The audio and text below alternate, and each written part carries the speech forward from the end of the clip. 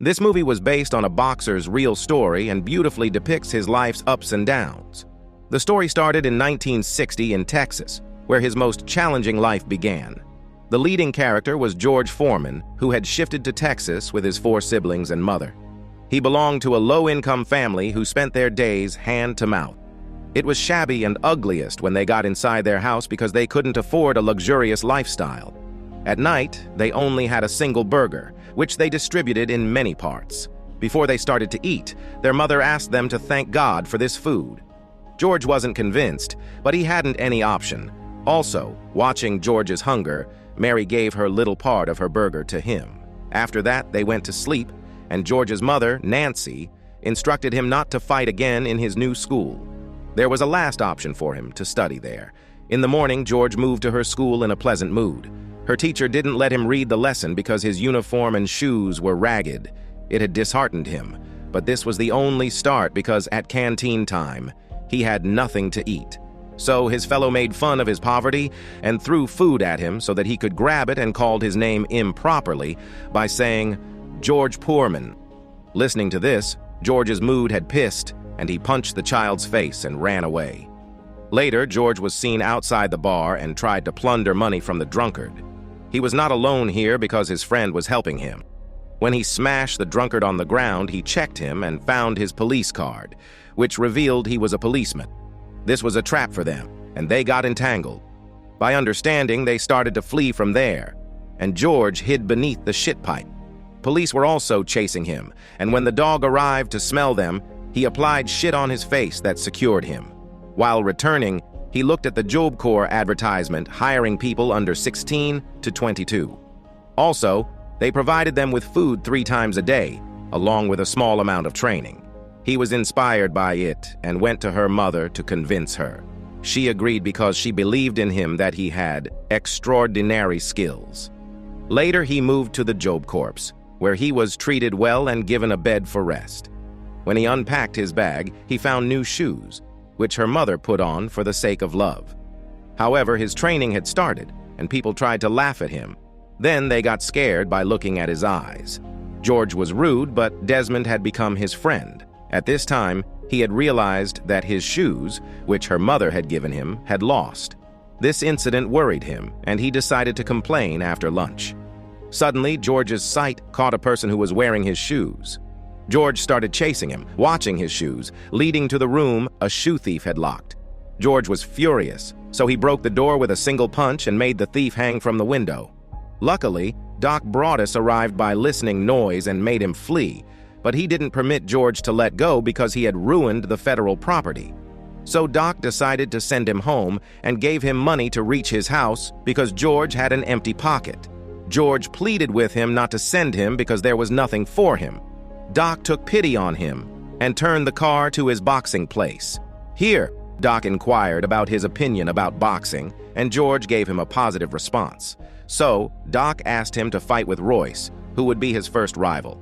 Wearing a boxing costume, he was ready. That's why the first round started. George tried to punch Royce, but his jumping feet and dodging technique were not allowing him. As a result, he was mad because everyone was laughing at him, but Doc calmed him down because he had decided to train him in boxing.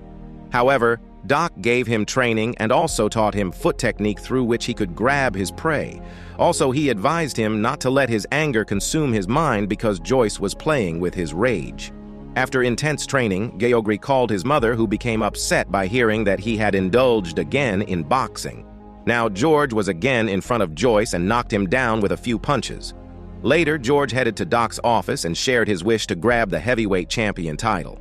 But Doc makes him understand that he needs to be slow. First, he needed to be trained enough to beat Joe Frazier. For this purpose, he was asked to participate in a little tournaments. After 1 year, George and Jonas Kapilas were boxing for the heavyweight gold medal. In the starting, Jonas proved overwhelming, and George, who was boxing on the side of America, was assumed to be lost because Kapilas had won 203 matches. So there was no chance of his victory, but George turned the table by punching with his iron fist. He has bashed him to the ground, and his siblings were pleased by watching their brother triumph. The following day, George was seen bragging in front of his friends by showing gold medals, but they were pissed with America, who considered them nothing. This disheartened him, and he moved to his mother, who consoled him. George asked her to trust him because he knew what he was doing. For training, George moved to Oakland, where he met with Paula, who was gorgeous. George gave Paula his number and asked her to contact him. Later, he was taken to Archie Moore, his trainer. Archie also had gotten the heavyweight champion title, so he was there to learn. Here, he has learned many techniques and fought back-to-back tournaments, leading him to the real one. Also, Paula connected with him, and they spent quality time and fell in love. At last, they had gotten married. Moreover, the day had arrived when he was a few steps away from his dream. He was in front of Joe Frazier, whose deadly attack was a deadly hook, which compelled Ali to be knocked down. The fight got started and the audience was cheering for Frazier. Both were punching each other. Even Frazier used a right hook twice. But the shocking thing is that George was standing as if nothing happened. George, with his vehement punches, beat him to the ground, and everyone was taken aback.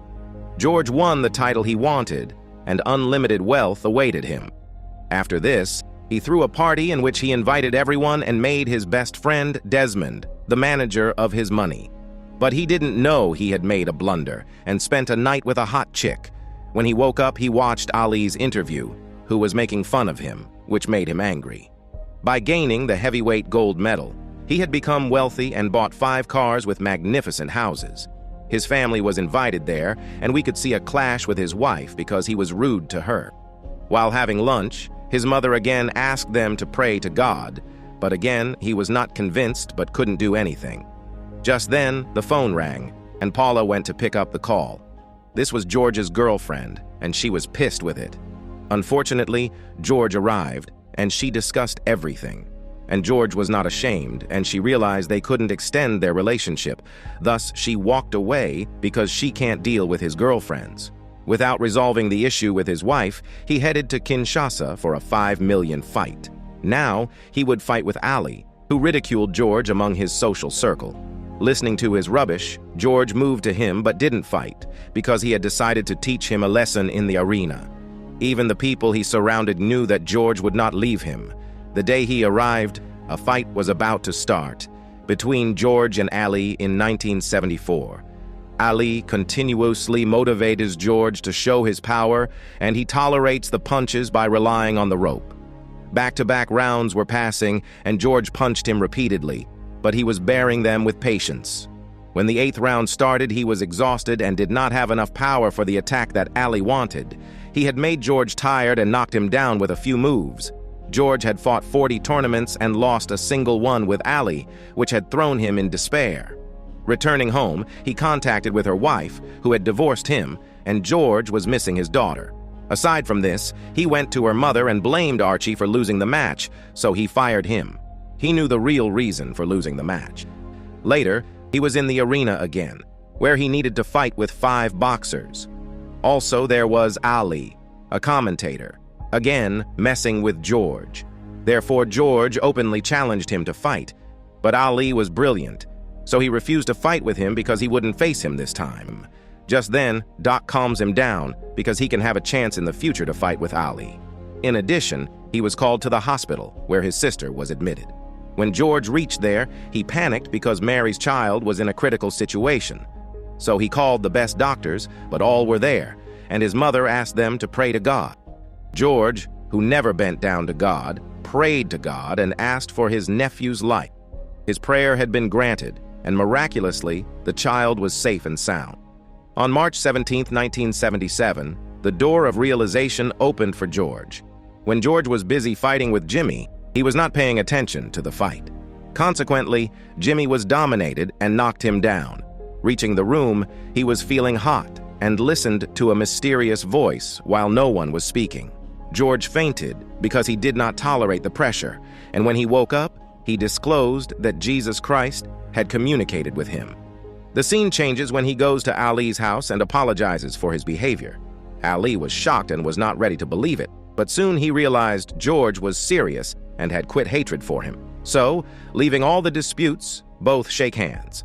Another important personality for whom he needs forgiveness is Paula.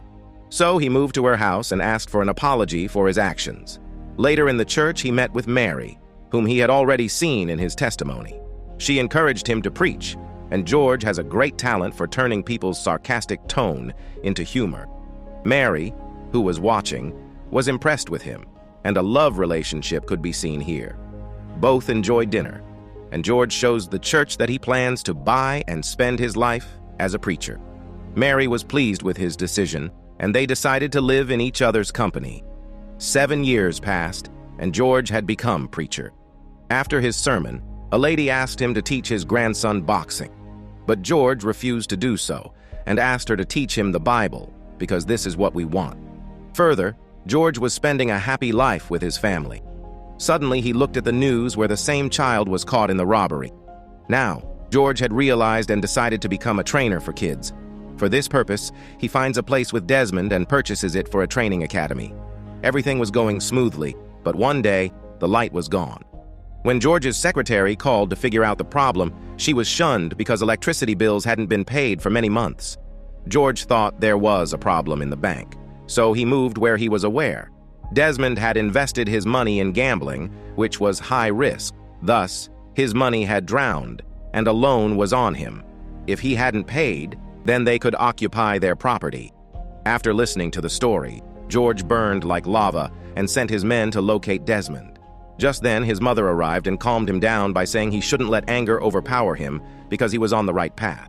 George has located Desmond and bashed him in the club with the wall. Desmond apologized, and George couldn't do anything, so he let Desmond go. To compensate for the loan, he did ads and sold out his signature, but that was not enough to pay the debts.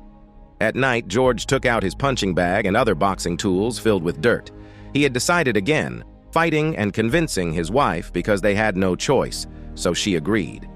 In the morning, he went to Doc, who asked him to lose weight because he was overweight. He weighed 315, and he needed to reach 265 to join boxing. George was determined and used every method to help him burn the fat. He had to do a strict diet and walked by dragging the vehicle. His tiresome weight loss efforts give him fruitful results, and he has lost the weight he wanted. After that, he again heeded to Doc, who asked him to fight with a boxer, but he was tie-red and unable to win. That's the reason they planned to use new strategies to win. At night, Mary woke up and told George that she had seen the vision by God. In the vision, George had won the heavyweight championship. Before the fight, Doc motivates him to take out his anger in the fight, but George wants to end this fight with his own rules. On March 9, 1987, he was going to fight with Steve Zuski, who was back-to-back punching George. But when George transforms into the real George, he knocks him down with a few punches. In the media, everyone praised old George, who was 45 years old with a huge size, but set an example that nothing is impossible. He was even called for an interview where he talked about his children and elaborated on family values. Also, his next match was held, and he won the match without any problem. Now he is only one step away from his dream. Later, they went to the bank and were informed that they had obtained a huge amount. So, they don't need to fight again, but George wants to turn her wife's vision into reality. So, he was ready to fight with Moorer, who was supposed to be unbeatable. On November 5, 1994, their fight started when George proved nothing before Moorer. He was punching him, and it was difficult for George to dodge. Even everyone was thinking George couldn't beat Moorer. Just then, George thinks about his past, where he struggled to grab things, then how he could quit here. George was ready now, and he knocked Moorer with his single punch, and he was pleased because he had gained what he wanted.